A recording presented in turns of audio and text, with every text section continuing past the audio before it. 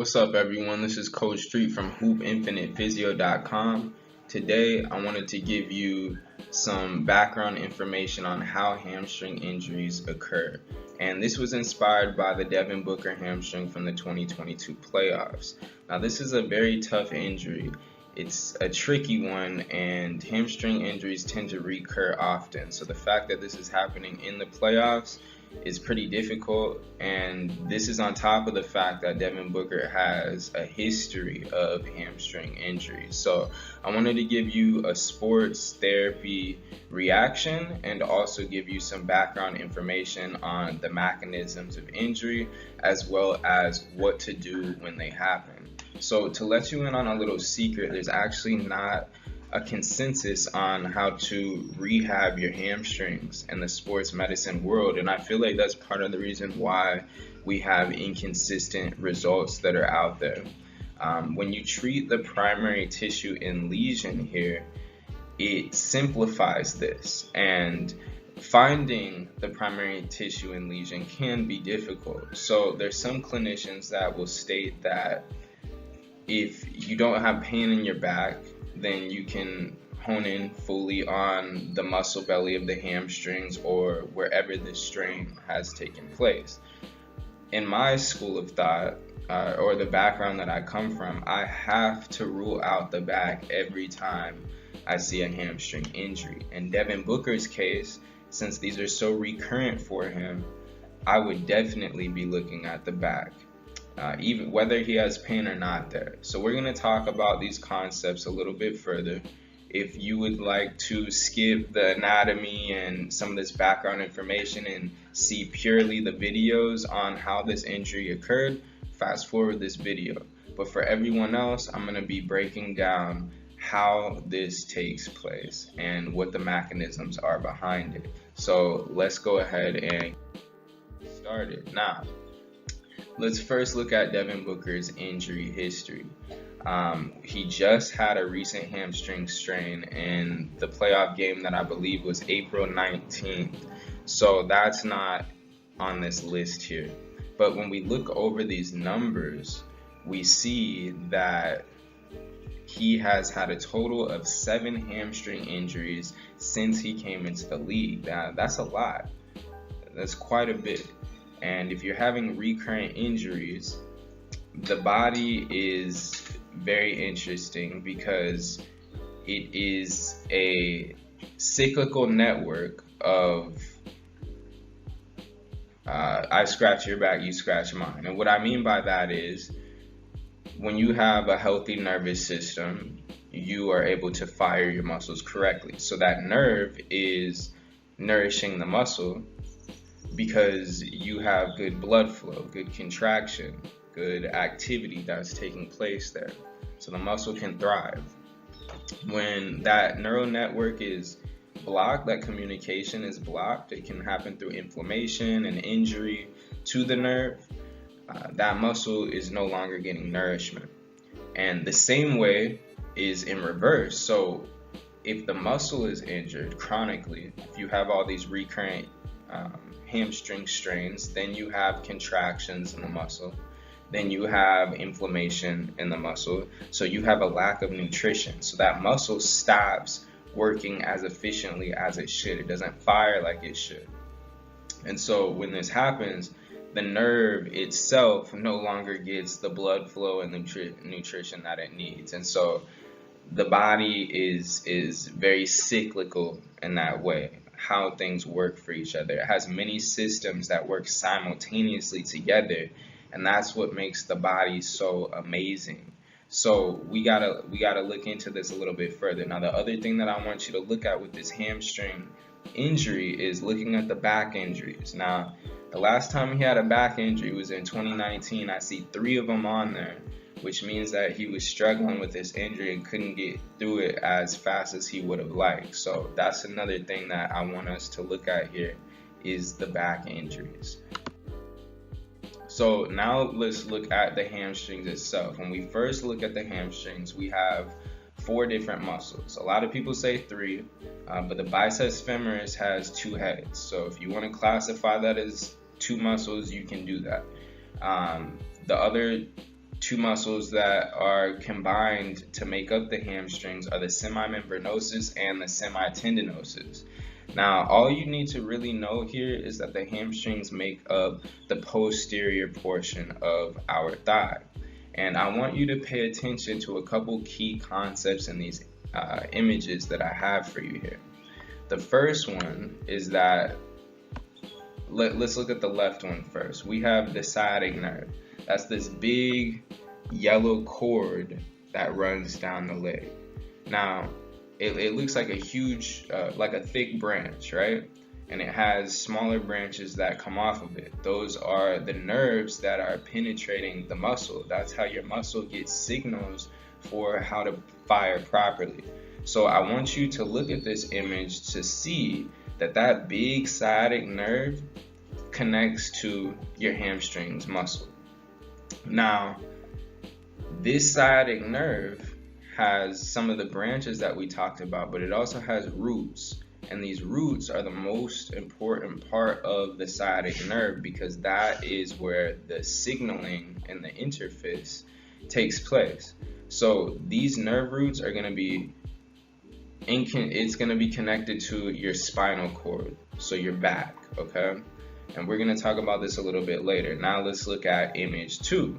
So image 2 is showing, this is the middle image here, is showing your hamstrings muscle on the posterior aspect of your thigh.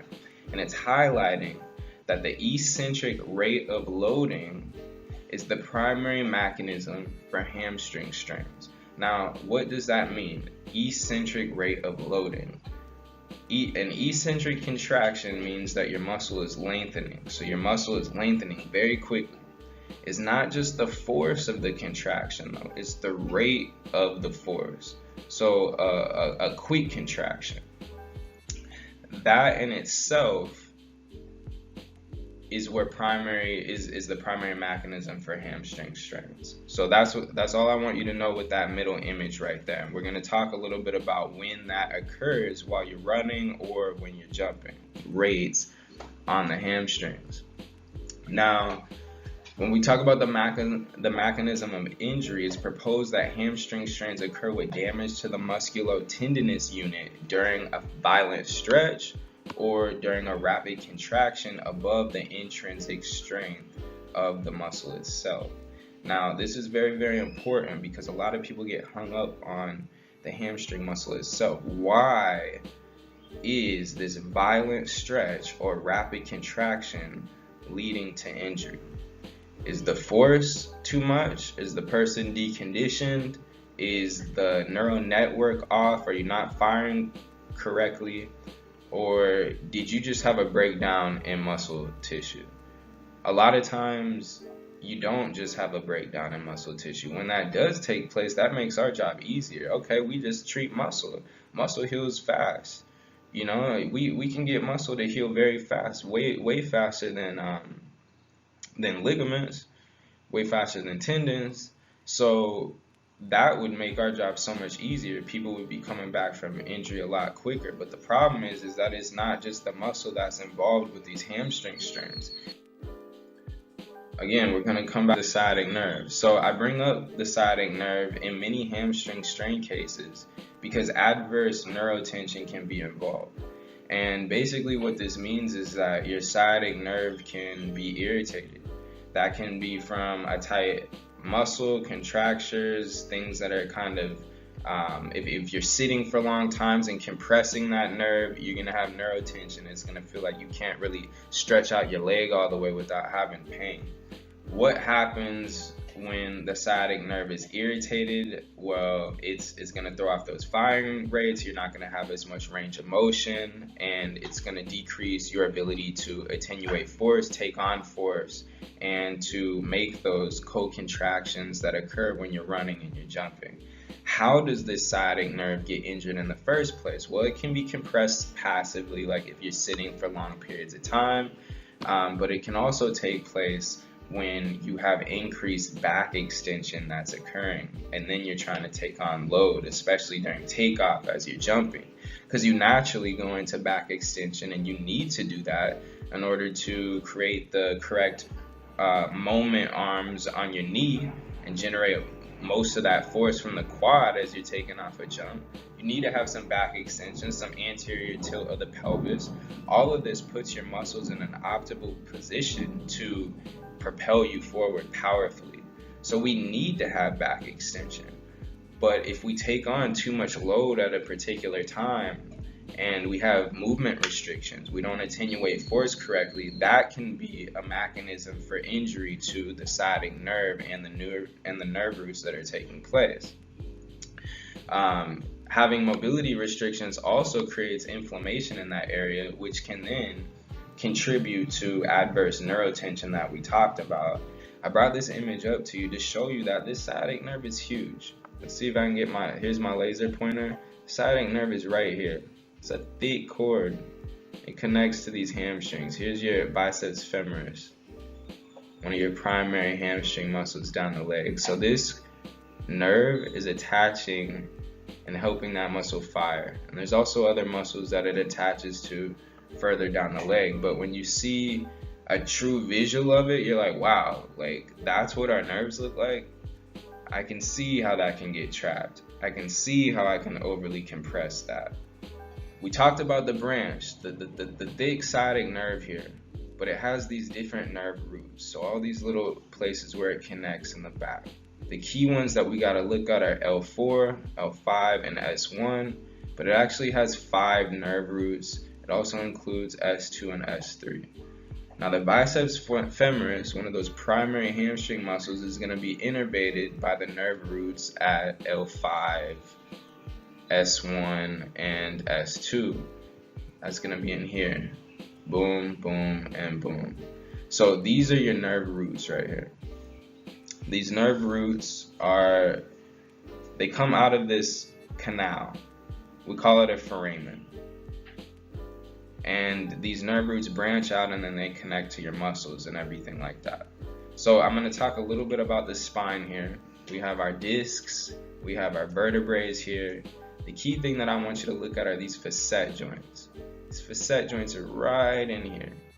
And a lot of times, people are jamming these when they sit for long periods of time and they're leaning back like this the whole time. You're jamming your facets. And that causes mobility restrictions, and then you have inflammation. And this space is not that big. And so when that happens, that inflammation irritates the nerve root. And you can have bad sciatica that occurs then. But if it's instantaneous, these injuries can lead to misfiring. And so instantaneously, if I'm jumping, I have a ton of extension, I don't attenuate that force correctly, boom, all that force goes to my facet joints. Simultaneously, my firing rates are off. Then all of a sudden, my hamstring, the contraction and the rate of contraction that I give it is not correct, and it causes injury, and it causes a breakdown in my hamstring tissue. But the primary mechanism actually came from the back. Or maybe this is more of a chronic thing. You have a mobility restriction, which has created abnormal neurotension, and so you can't stretch that leg out as much as you would like to. And so then when you do a rapid contraction during a sprint or a jump, then you get a hamstring strain. All right, so this is just a quick note here. It's showing all the different systems of the body, but let's look at the lymphatic ducts. When you have a ton of re-injuries like we see in the hamstrings, that inflammation is not going to flush out of the system properly. Our lymphatic ducts move inflammation out of the body. And so I want you to look at this location. This is your left lumbar trunk here. This is a key duct for your lower body. The lymphatic drainage of the thigh is always going to mirror the arterial blood supply, which is going to drain into these lumbar lymphatic ducts. So if you have chronic inflammation in here, that's going to block this duct. This duct isn't going to drain like it's supposed to. And so that stagnant fluid, that stagnant inflammation can contribute even more to the mobility deficits in your back and can throw off even more the neural network that we have from the back to your lower quarter. So let's look at the peak torques and when they occur. Again, we talked about the late swing and the late stance phases, and we talked about how these are going to give the greatest eccentric torque throughout those phases on the hamstring. So this is looking at running in particular, which is very similar to jumping. And as we mentioned before, the eccentric contraction is the primary cause of muscle strain due to the velocity of the contraction and not just the force of the contraction. So in this swing phase, again, you can see that the hamstring is in a lengthened state here. We're going to have high eccentric torques. So I wanted to bring up this study here to show you that the repetitive impingement of vertebral facets in hyperextension can contribute to the onset of low back pain. But it's not just that. This increase in anterior tilt and this hyperextension can also be a predisposing factor for hamstring strains. So the back and the hamstrings are closely correlated. So just getting back to our phases and when they occur, the two phases that we got to look at are the takeoff and the terminal swing. And I want you to see the difference between, look at this initial contact, this leg is bending, hamstrings are in a shortened state, lengthened state right here. In terminal swing, you're trying to slow this knee down from extending, so the hamstrings are lengthening and decelerating, and there's a lot of eccentric force that is taking place. Okay, I think we covered that pretty good. Okay, so now let's look at back extension during takeoff. So back extension is going to occur at its greatest point in that late stance phase and during the loading phase. So after you're in the late swing phase and in the loading phase, okay? So it's at its peak during this takeoff phase, which is the same phase that the eccentric hamstring muscle strains occur. And you have to have a very strong back, and you need to extend backwards in order to generate the force to propel you forward here based on how the body is biomechanically. But we always have to look at lumbar and lumbopelvic mobility, and that's why I think that having a strong back and a strong core correlates positively with hamstring rehab. When you rehab properly and you have a strong core, you're going to reduce re-injuries in the future. So the key thing to note here is that long jumpers also have their arms at their sides when they're taking off. They don't have their arms out in front of them. In the Devin Booker injury, we see that he has his arms out in front of him as he's also trying to extend and take off, which can create even more compressive forces in the lower lumbar spine and create that extension. So let's look at a nice breakdown of the peak forces during the long jump here. We got this guy moving in slow motion so we can see it. And I want you to take a look at the extension in his back when he takes off. So he's here, he's taking off, taking on that load, boom. So he's actually in a pretty neutral position. I don't see a bunch of hyperextension in his back. And this allows him to really launch and take off. We also, when we look at his arms again, he's using his arms to propel him forward, and they're almost starting from behind him. During this video, if you look closely, he's using this arm behind him. The other arm is already up there, but it's kind of staying at the side, and he's using those arms to help propel him forward here, which is very important. That's helping him attenuate force correctly so that he doesn't get jammed in certain areas. So I wanted to show you another video of one of the best chase down blockers in the game, and look at his biomechanics. I want to see how he moves. He does a ton of these, and never gotten a hamstring strain from it. So when we look at LeBron's takeoff here, those arms are behind him or they're at his side, and he's using that momentum to help pull him forward. His back, if we look at it, is actually in a pretty neutral position. He does have some back extension there, but he's in a pretty solid position. That's why I wanted to look at Bron. We know that he takes care of his body, but he also moves very biomechanically sound. And I think that's why he has a reduction in a lot of his injuries as well. This is another good take here. So he's gonna miss the shot.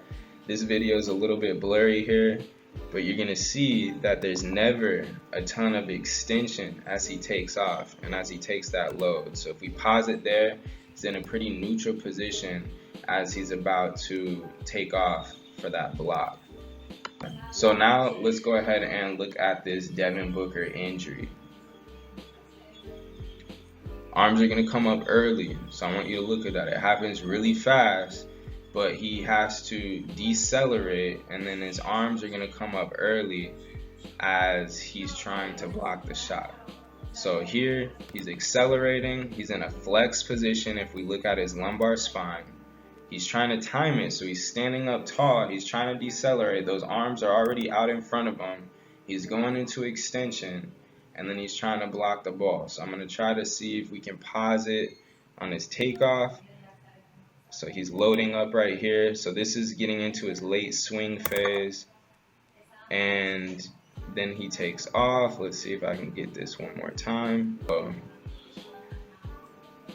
Late swing phase is coming up. Boom. Okay.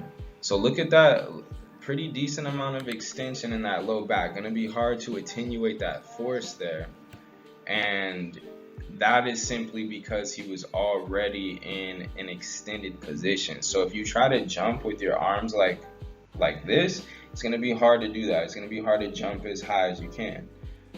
So when your arms are already up like that, you're naturally in back extension. So now you're generating more extension as you're trying to propel yourself forward. That is going to make it harder to attenuate that force on the low back, which can easily throw off the firing rates of the hamstrings. Let's look at a couple more things here. So again, this is Bron loading up, and this is Devin Booker loading up. You can see the extension in his back. You can see how his arms are already out ahead of him. Bron's arms are down at his sides so that he can bring them up simultaneously at the same time. He's working fluidly. Booker is trying to slow down and then launch at the same time as he's already compressing his facet joints in the low back that we talked about, and he's not able to synchronize this movement appropriately, and it could have thrown off the firing rate of that hamstring and led to a hamstring strain. So that's what I want you to see here. So this video is very, very interesting. Especially when we look at the highest peak forces of the eccentric contractions of the hamstrings. Now, I love this video because it shows immediately once he takes off, he's trying to grab that hamstring. That's right during that takeoff phase. He just took that load. He jumps up. There's effort there. And then all of a sudden he's like, oh, no, that ain't right. He even diverges. His path of flight diverges immediately afterwards. And he almost grabs it in the air.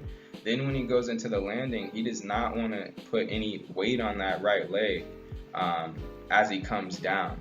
So this was because he was already in a lumbar extended position. He wasn't able to attenuate that force. Boom, he took it. There's some effort. The body tells you immediately. He almost reacts. It's similar to like when you burn your hand. You want to take it back real quick. Look at this here, how he brings his knee into his chest. It's because he felt that strong eccentric contraction. Now he's reacting and trying to protect that leg. Now let's look at how he walks after the injury. Now when I look at this immediately, I see a pimp walk. Like that's a pimp walk right there. He has a lean. He doesn't want to be on that right leg. So it's like a long boom, boom, boom. You know, that's a pimp walk. That tells me he is in some pain. Now, when you have adrenaline and those things flowing, you can try to walk it off, and that's what he's trying to do. But he knows that thing is tight. That's that pimp walk right there. So that is an antalgic gait. In the moment, it's hard to gauge how much information that gives you because, again, you have that adrenaline flowing. But with hamstring strains, they're very tricky. And this is something that he's going to have to monitor, especially in the playoffs. So what exactly do we do once these hamstring injuries do occur. In Devin Booker's case, he has a grade 1 strain, so that's what I'm going to be talking about in this recovery protocol. But let's talk about what you don't do first. What I don't want my hoopers to do out there is have a hamstring strain and think they need to stretch it. Let's think about tissue for a second.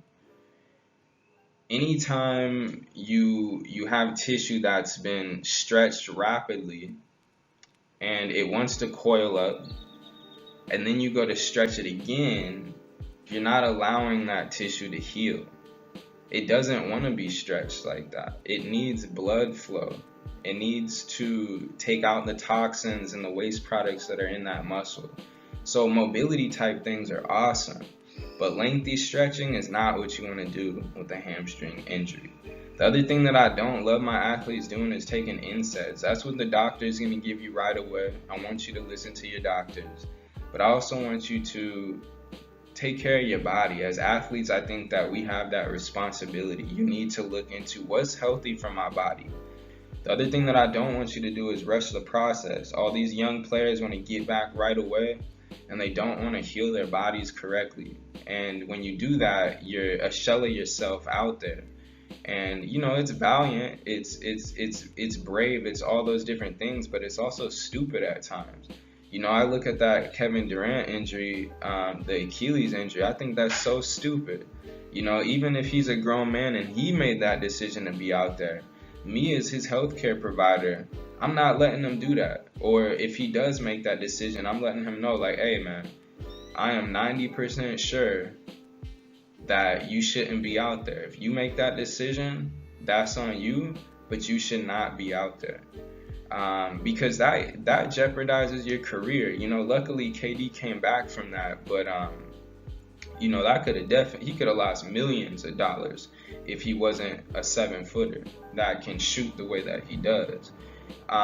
So the other thing that I don't want you to do is fail to rule out the back. There's many studies that show that when you have a strong core and a strong back, that's going to correlate to a reduction in hamstring strains. Why do you think that is? It's because of that neuromuscular junction that I talked about. It's because of the firing rate. So definitely in all of your hamstring rehab, incorporate the core, incorporate the back. It's not going to hurt anything. Even if your primary tissue and lesion is the hamstrings itself and the back has nothing to do with it, you need to have a strong foundation and core and back stability in order to have power. So why not work on your mobility and your stability there as well as you strengthen the hamstrings muscle?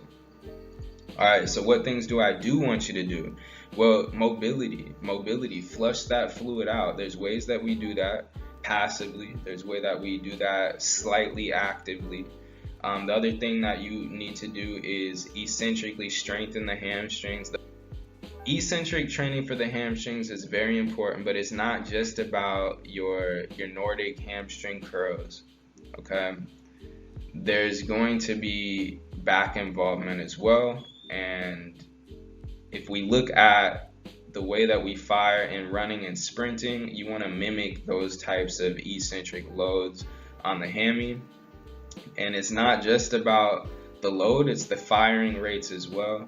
So these things can be pretty intricate. The other thing that I do want you to do is isometrically strengthen your hamstrings. Now this is good for the attachment of the musculotendon to the bone. So if you've had any issues with avulsion fractures or things like that, isometrics can make that attachment stronger. So they're great for that. The other thing that I want you to do is strengthen the core and look at your lumbar mobility. That is a staple in all of my hamstring rehab protocols. Lumbopelvic stabilization. This is your ability to stabilize properly and be balanced out there on the court when guys are hitting you in the air, putting a forearm into you as you're dribbling the ball, all these different things. And the other reason why you need to check for that lumbar range of motion and mobility is to ensure that you're moving properly so you have a healthy neuromuscular connection. So these are my closing remarks here. We talked about today Devin Booker's hamstring injury. We talked about the mechanism of hamstring injuries, how it can be correlated to the low back. In Devin Booker's case, I don't know if his low back has anything to do with what he's going through, but I would absolutely be trying to rule that out. And because he has such an extensive history of hamstring strains in his short career, I know that there's something off in his system. It can't just be a muscle imbalance. These guys are very conditioned and very strong. It can't be a hamstring deconditioning thing. But in Devin Booker's case, I would definitely be ruling out the back. So I hope you all enjoyed this video. I know it was a lengthy one, but we covered a lot of different things. We looked at the hamstrings, we looked at some of the neurology, we looked at some of the different ways that the sciatic nerve can be involved, or how the muscle can affect the sciatic nerve. We looked at long jumpers and the biomechanics of jumping and how that takes place. And so the closing remarks are that in that late, when you take off, you're going to have a lot of eccentric load on the hamstrings. You're going to have a lot of load on the low back.